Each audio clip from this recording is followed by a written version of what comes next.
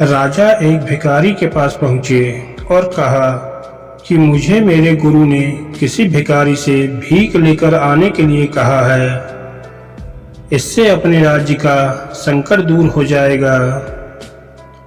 पूजा पाठ के साथ ही दान करने का विशेष महत्व बताया गया है। मान्यता है कि दिए दान का कई गुना फल मिलता है। इस संबंध में एक लोक कथा प्रचलित है। प्रचलित कथा के अनुसार पुराने समय में एक राजा अपने रथ से अपने राज्य में भ्रमण कर रहा था। तभी रास्ते में राजा एक भिखारी के पास रुक जाता है।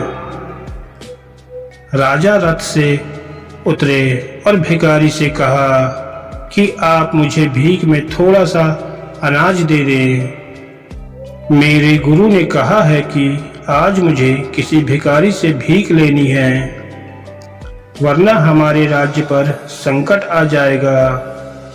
राजा से यह बात सुनकर भिखारी हैरान था। राजा को वह मना भी नहीं कर सकता था।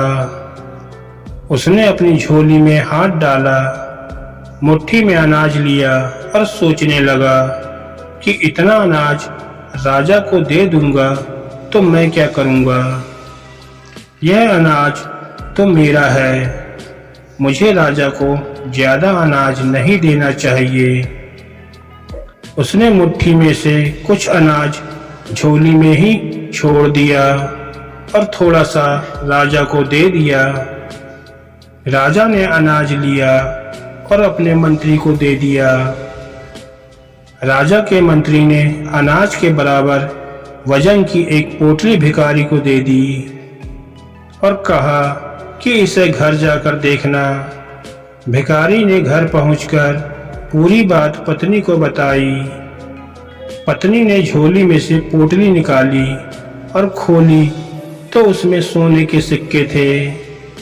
यह देखकर दोनों समझ गए कि राजा ने भीख में दिए अनाज के बराबर सिक्के दिए हैं। भिखारी को और उसकी पत्नी को पछतावा होने लगा कि उसने दान देने में कंजूसी करके बहुत बड़ा नुकसान कर लिया है।